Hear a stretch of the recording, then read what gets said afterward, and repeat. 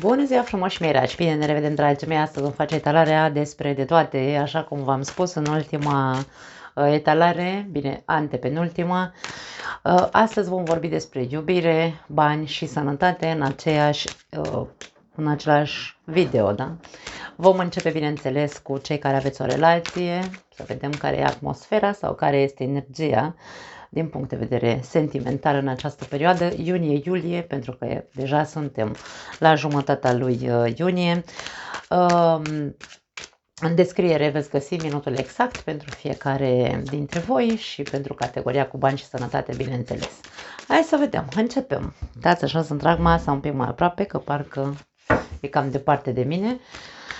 Rac, soare, luna, ascendent sau Venus în zodia racului, iubire, pentru cei care aveți o relație, da? Să vedem care este energia din punct de vedere sentimental în această perioadă, iunie-iulie. Începem. Moartea, schimbare radicală în relația ta, ar putea să fie regina de spade, cavaler de monede. Se schimbă atmosfera sau cel puțin cineva se pune mult mai, poate fi mai agresiv sau poate fi mult mai acuzator. Nu știu dacă ești tu cel care schimbă cumva placa sau dacă este celălalt cel care te acuză pe tine pentru că nu te miști din loc. Aici există o energie mai statică, să spunem așa, este o persoană care se complace într-un fel sau altul cu zona de confort, rămâne în această relație pentru că îi oferă un confort. Nu contează, pentru fiecare confort înseamnă altceva, îi oferă o siguranță, o securitate, iar celălalt vrea să schimbe situația, pentru că e ca și cum aici ți se tot spune sau te tot împinge de la spate, haide, fă și tu ceva, demonstrează, arată-mi că vrei să schimbăm situația, arată-mi că vrei să fii altcumva și cum vede că nu se mișcă nimic din partea celuilalt, probabil că va schimba, va deveni din ce în ce mai tranșantă persoana asta, îmi vine să spun. Se schimbă dinamica sau se schimbă comportamentul unuia dintre voi. Acum eu nu știu dacă tu ești cavalerul de monede sau dacă tu ești regina de spade, da? Ca să ne înțelegem. Încercați să vă regăsiți energiile, da? Cavaler de spade, as de cupe și eremitul, da. Cineva este foarte în zona lui de confort, cineva se simte în siguranță în această relație, dar în același timp este comportamentul acestui cineva, că ești tu, că celălalt este unul, hai să spunem așa, rece. Este unul în care preferă să se retragă în loc să participe, să demonstreze. Nu există o energie de perseverență. Când încerci să faci un pas, după ce ai făcut un pas, te retragi sau cealaltă persoană se retrage, dacă ea este în această energie, se retrage și zice, nu, lasă mai bine, îmi văd de treaba mea, nu fac mai mult că cine știe sau nu fac mai mult pentru că poate nu fac bine. Poate exista aici o fixație cumva, eremitul are fixațiile lui, e destul de rigid și care probabil consideră că orice pas pe care l-a făcut niciodată n-a fost bine și preferă să dea înapoi decât să mai facă încă un pas. Și aici este cumva conflictul, îmi vine să spun, pentru că cealaltă persoană ce își dorește este ca lucrurile să vadă că avansează sau situația între voi avansează, pentru că această persoană, regina de spade, este în energia nerăbdării, e ca și cum nu mai am răbdare să văd când ai tu de gând să mai faci un pas, da? Pentru că e nerăbdarea către a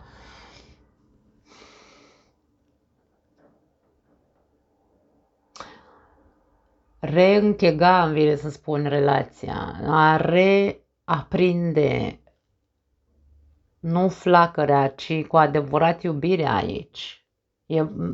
Această persoană ce își dorește este să vadă schimbări reale în comportamentul static al celuilalt.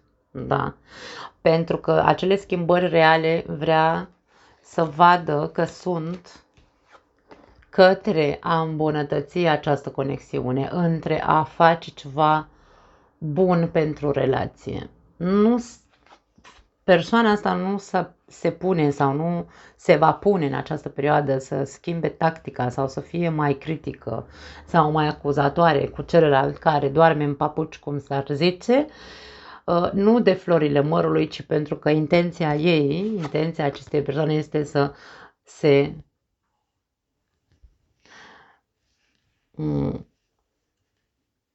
ca această relație să crească, să reînvie într-un fel sau altul. Au. 10 de bâte, 7 de bâte, Paj de cupe. E foarte relevantă această etalare, nu știu pentru cine este. Magicianul avea la capătul cărților. Îmi vine să spun că speranța există, că puteți să manifestați altceva în viața voastră, atâta timp cât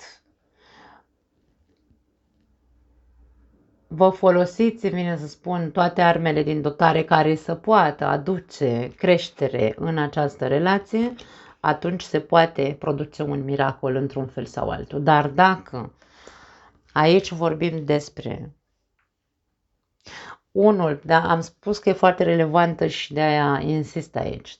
La unul dintre voi, cel care doarme așa în papuci, cum am zis, și preferă să se retragă în loc să mai facă un pas, e foarte relevant comportamentul acestei persoane, pentru că preferă să viseze cu ochii deschiși la altceva.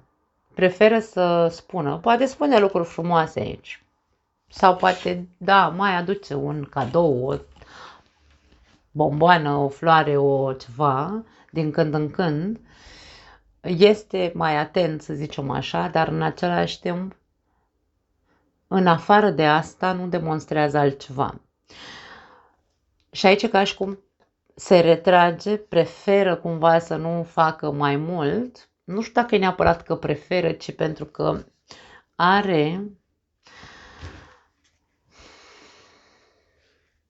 are alte nevoi sau caută altceva din punct de vedere emoțional. Cealaltă persoană, regina de spade, luptă foarte mult, luptă sus și tare pentru această relație, criticându-l și acuzându-l pe celălalt că nu se implică în creșterea acestei relații sau în îmbunătățirea acestei relații. Vedem aici o mare gardă pe care această persoană o are, e ca și cum protejează cu tot ce stă în putere această relație, persoana asta, dar este foarte greu să renunțe la atitudinea rece. Pentru că cumva mie vine să spun că e sătulă, pentru că aici avem un 10 de bâte. E sătulă să vadă că nu există niciun fel de avans sau niciun fel de intenție reală din partea celuilalt pentru a îmbunătăți această relație. Și de aia a devenit rece ca gheața sau va deveni rece ca gheața, pentru că aici o schimbare de atitudine într-unul dintre voi. Da? Pentru că nu-i rămâne cumva altceva de făcut. E ca și cum nu mai știu ce să fac. Protejez și protejez și protejez sau am protejat întotdeauna această relație. Pentru mine e importantă relația asta. Vreau să ajungem undeva cu ea, undeva la bine cu această relație, dar eu nu mai știu ce să mai fac și nu mai pot să fac altceva decât să-mi schimb atitudinea. Pentru că din partea celuilalt pare că această relație nu este decât stresantă, că este o greutate pentru a demonstra ceva. Îi este foarte greu să vină cu fapte și nu doar cu vorbe. Mie vine să spun că persoana se simte presionată sau presată, mă rog, cred că presat, nu știu exact cum se zice în românește, de celălalt cu iubirea. Mă mai iubești, mă mai iubești, mă mai iubești, mă mai iubești. Aici nu mă mai iubești. Critică, nu mă mai iubești. Că nu-mi demonstrezi că mă iubești. Aici foarte mult încărcătură poate fi psihologică pentru celălalt și poate că de-aia este un fel de refugiu, eremitul, ca și cum îl trage pe celălalt înapoi, că în momentul în care a încercat să facă un pas, să demonstreze ceva, asta la altă persoană îi spune nu mă mai iubești, nu mă mai iubești sau nu-mi demonstrezi niciodată sau nu mai faci cum făceai înainte și preferă să se izoleze, să se retragă și cumva așa să viseze că poate într-o zi totul o să fie altfel. Dar nu mai are intenții, pentru că prea mult i s-a pus în cârcă că nu mai face și că doar doarme în papuci. Atenție! Fiecare trebuie să-și vadă contribuția la greutatea acestei relații. Fiecare trebuie să-și vadă cumva, îmi vine să zic, gunoiul din ochiul lui. Niciunul dintre parteneri nu este inocent într-un fel sau altul. Fiecare dintre voi ați venit cu câte ceva și ați contribuit la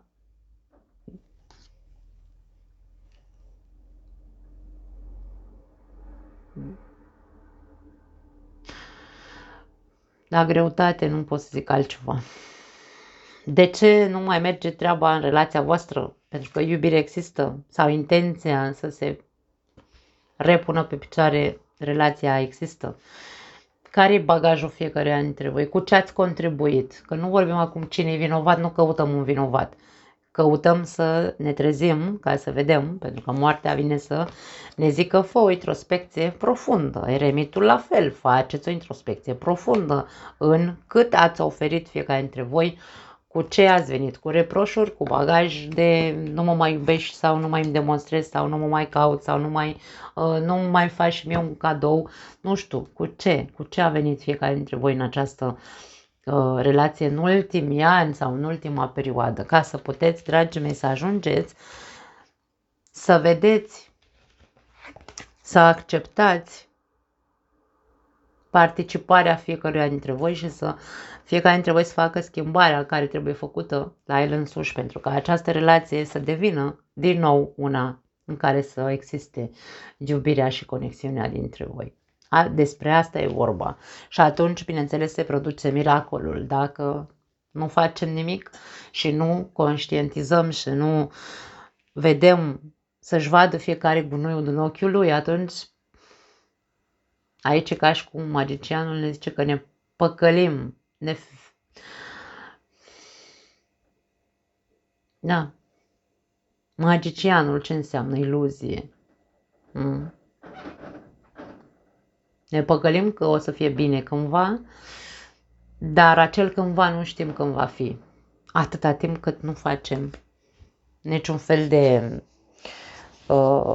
efort să ne vedem gunoiul din ochiul nostru. Da. Da, cam asta e treaba pe la voi. Foarte interesant. Aș spune că e o lună în care trebuie să își vadă fiecare partea lui de contribuție la situația cu care vă confruntați. Hai să vedem, raci singuri, dragii mei, urlaci sau separați, ce se întâmplă în această perioadă pe plan emoțional, sentimental, amoros, spuneți cum vreți, pentru voi. 2 de monede, alegeri, cavaler de spade, 7 de spade. Îmi vine să spun alege să fugi, ascunde-te. Da.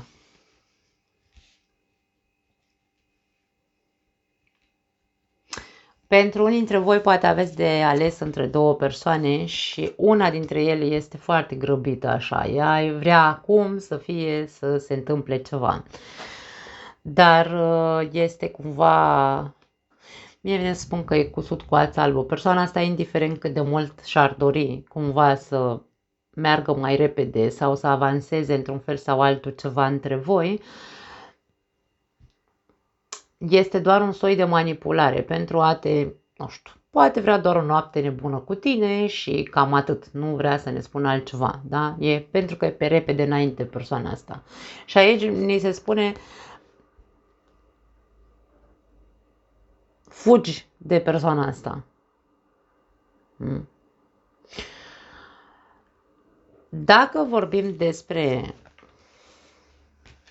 două persoane, eu simt aici să-ți transmit că ar trebui să rămâi cât mai calm posibil, să fii cât mai puțin agitat, pentru că e posibil ca energia cavalerului de spade să fie a ta. Și să fie așa cumva între cântăreală. Băi, eu îl pun pe ăsta în partea stângă, pe altul în partea dreaptă, da, pe persoanele astea două și le cântăresc și le compar între ele.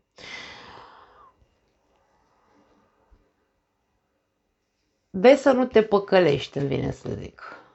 Atâta cântăreală, încearcă să-ți păstrezi calmul și să lași un pic așa lucrurile să meargă de la sine, ca fiecare cumva să-și dea rama pe față. Pentru că aici este cumva o energie de mască, de minciună, de învăluire, de manipulare, de vrăjală. Fiecare are vrăjala lui aici.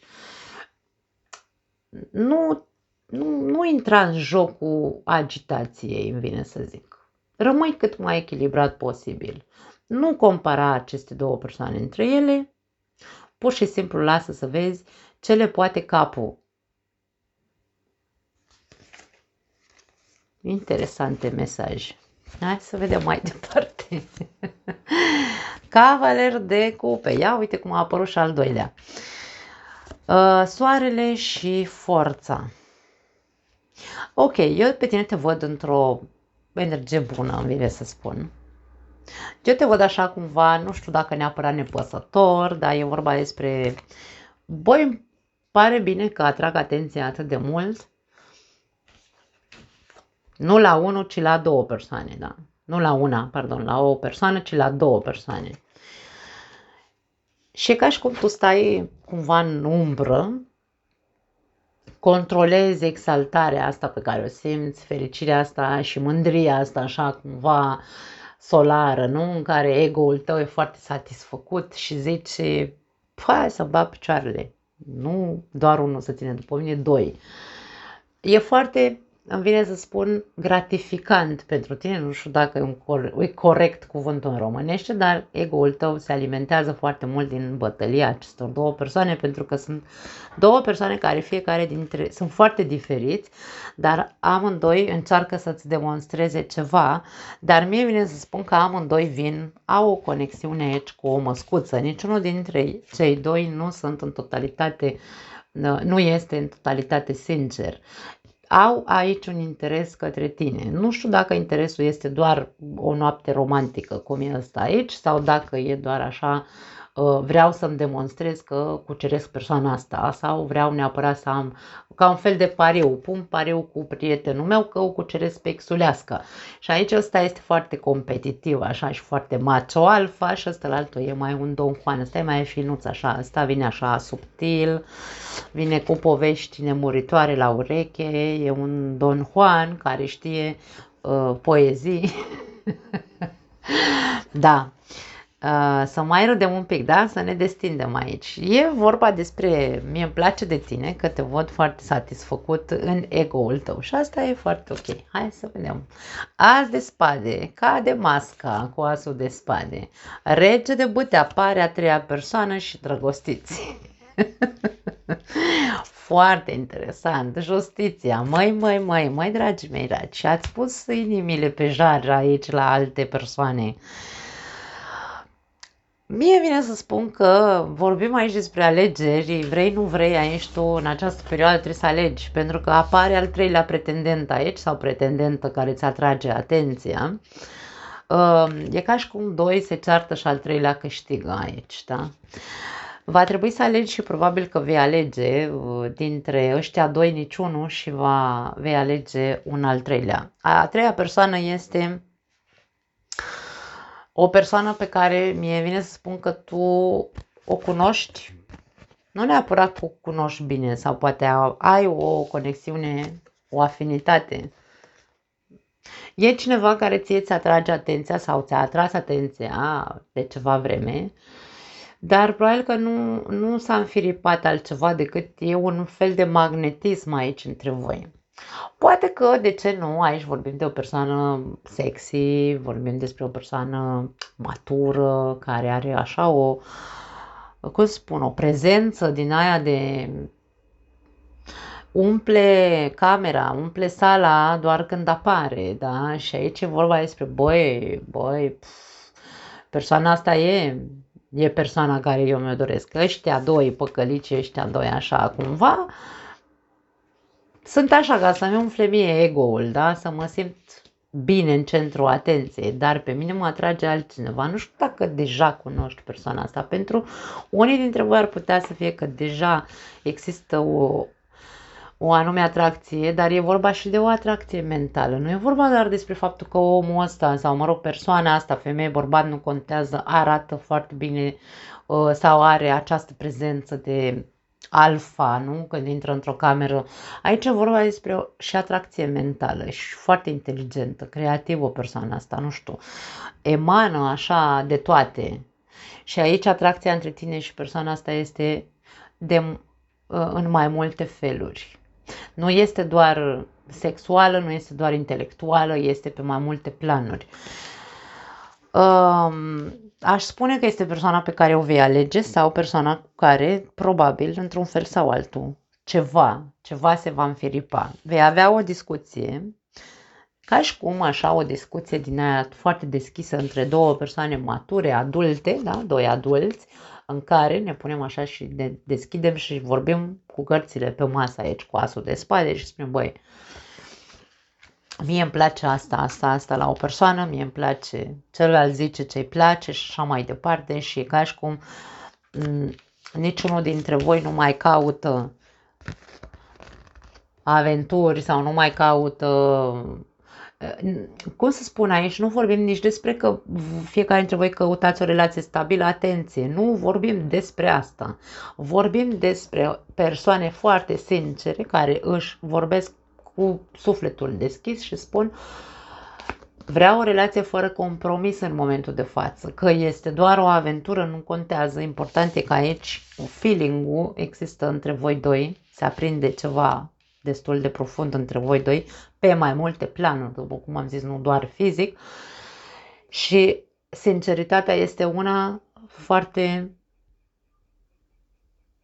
cum să zic, crudă, de măscuțele jos. Aici e vorba despre două persoane mature, adulte, care spun vreau să cunosc pe cineva, nu fără compromis în momentul de față și dacă e să iasă ceva bine, dacă nu, iară bine. Dar aici ambii parteneri cad de comun acord. Avem și justiție aici, da? Ca și cum acum, în sfârșit, am găsit persoana cu care să fiu sincer și să spun fără compromis în momentul de față. Și apoi vom vedea unde duce această relație. Este vorba despre asta. Doi se ceartă și al treilea câștigă, dragii mei raci, avem aici o lună plină de competiție amoroasă pentru voi cei singuri, da? Mult succes vă doresc! Foarte interesant aici. Da, hai să vedeți, stați numai un pic, am luat cărțile repede și n-am spus că poate e relevant pentru unii dintre voi. Zodiile sunt Gemeni, Leu, foarte predominant Leu aici avem.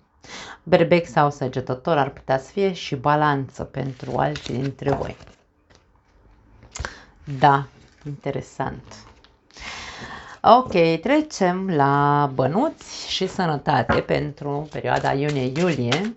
Să vedem cum se aspectează și partea financiară, sănătatea pentru voi, toți cei care aveți soare, luna, ascendent sau Venus în rac.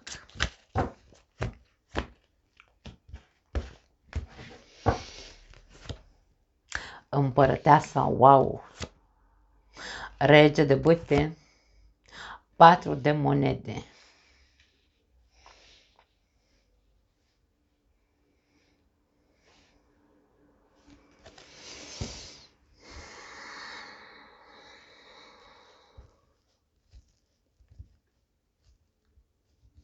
Unii dintre voi aveți un statut foarte bun, Unii dintre voi nu aveți probleme financiare în niciun fel. Ați devenit cumva așa mai repede rigizi și zgârciți. Ca și cum nu mă mai dau că sunt eu generos sau nu mai vreau să fiu generos. Pentru unii dintre voi este vorba de trebuie să păstrez ce am.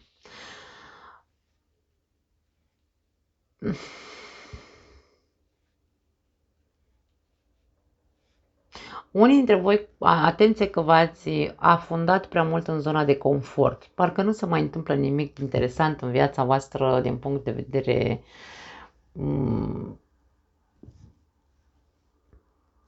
a incitării, care să vă incite. Dați-vă voie să fiți creativi, pentru că, dragii mei, aici avem două energii de creativitate care sunt ținute în frâu de această frână de exteriorizare, ca și cum nu-ți dai voie să iasă din tine abundența asta de creativitate. Ești foarte bun la ceva anume, ești foarte creativ, nu contează ce putere de creație ai. Dă-ți voie să iasă din tine creativitatea aia. Nu știu dacă neapărat vorbim despre proiecte, de moment nu pot spun că vorbim despre proiecte. Ce văd cel mai cert, așa, cel mai din prima, faptul că nu ai probleme din punct de vedere financiar, pentru că ești, ori tu te obligi să fii strâns la pungă, ori ai devenit zgârcit, ori nu vrei să știe lumea că tu ești ok. Nu știu, habar n-am. Poate să fie motive variate pentru fiecare dintre voi, e diferit. 4 de spade. Marele preot, regina de bâte.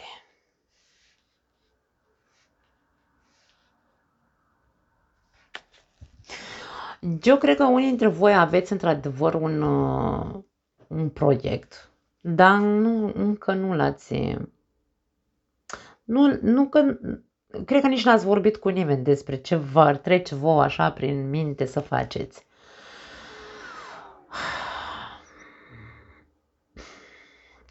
Cred că ai o fixație în ceea ce te privește. Părerea ta despre tine este că tu nu ești creativ.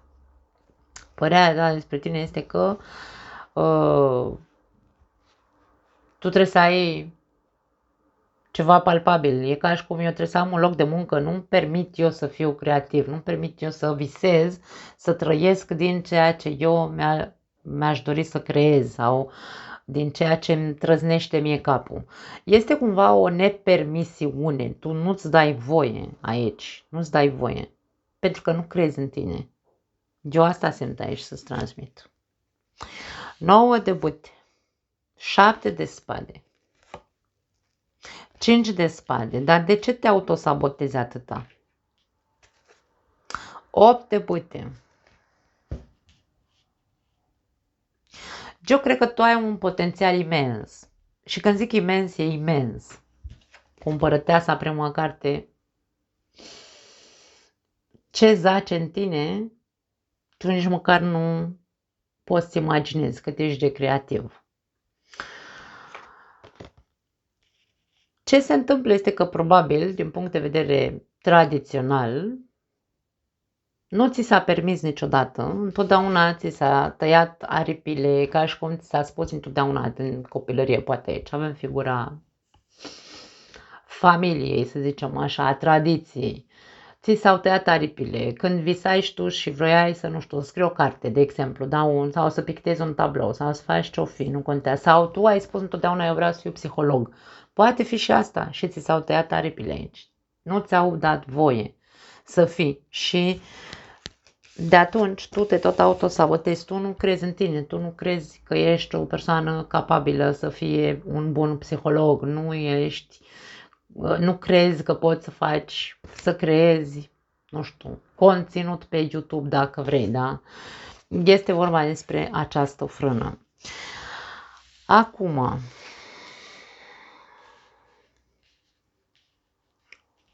dacă tu ai crescut cu chestia aceea în mână nu-i minciună și nu-mi permit eu, Domne, să trăiesc din ce creez,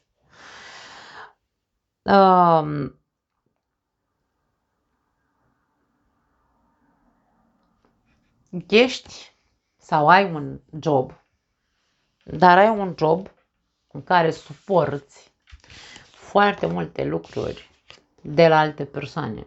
Suporți, nu știu, mâncătoria pe la spate. Nu iei atitudine, doar stai și taci și îngheți.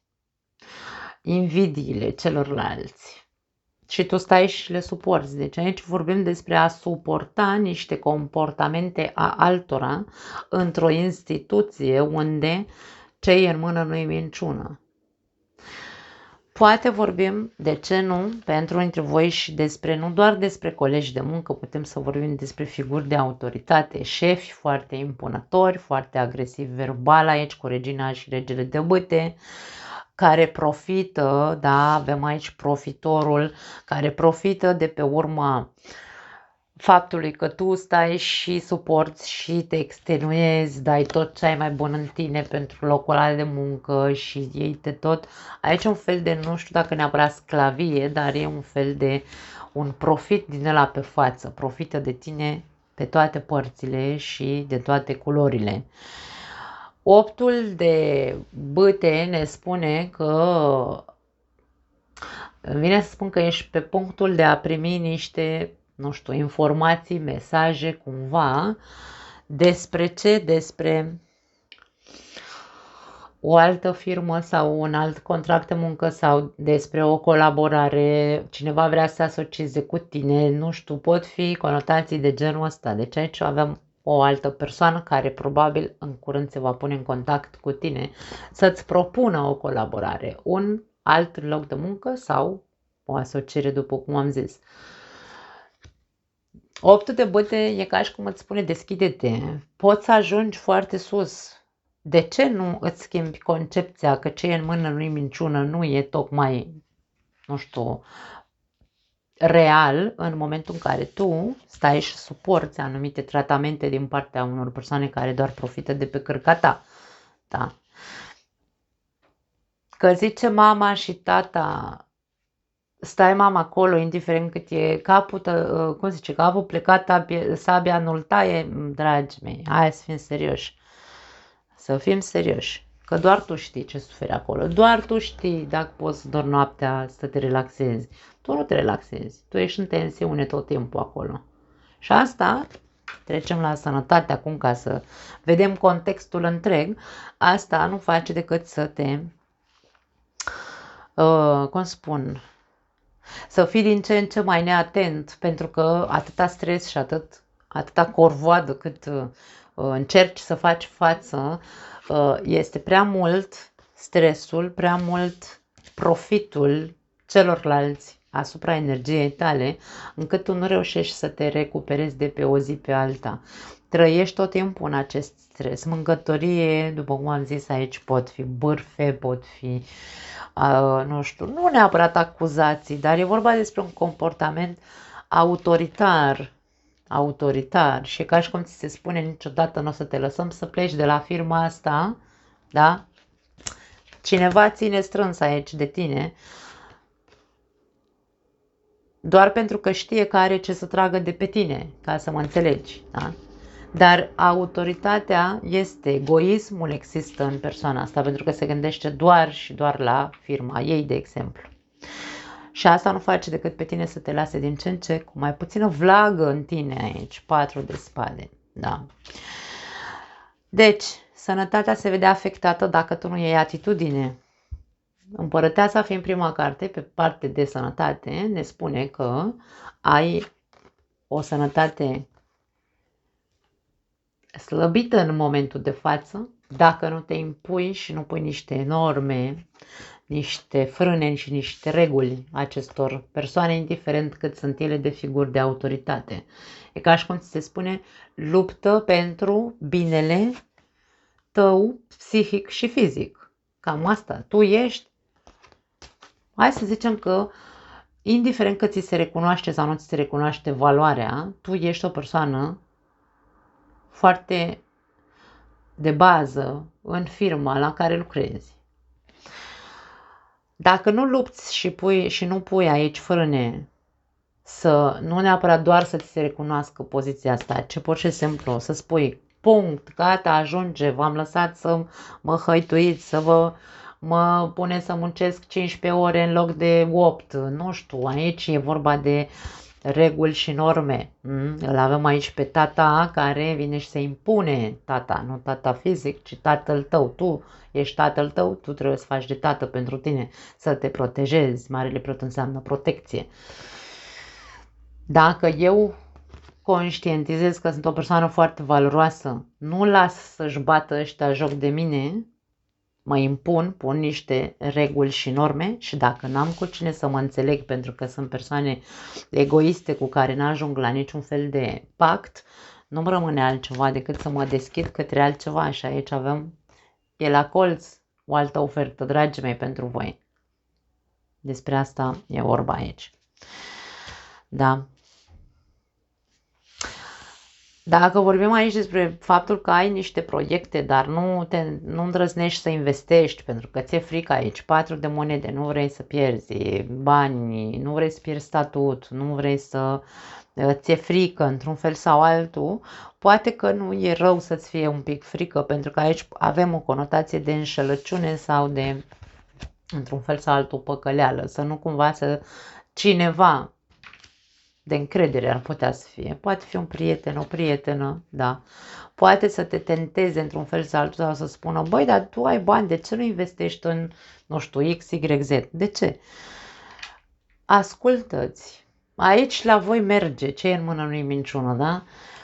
Lasă să dormi tu liniștit cu capul pe pernă noaptea, știind că ai bani, decât să te lași așa păcălit de vreun fiștecine care oricum nu are nicio treabă cu investițiile și să te facă pe tine din invidie că tu ai, să te facă și pe tine să pierzi.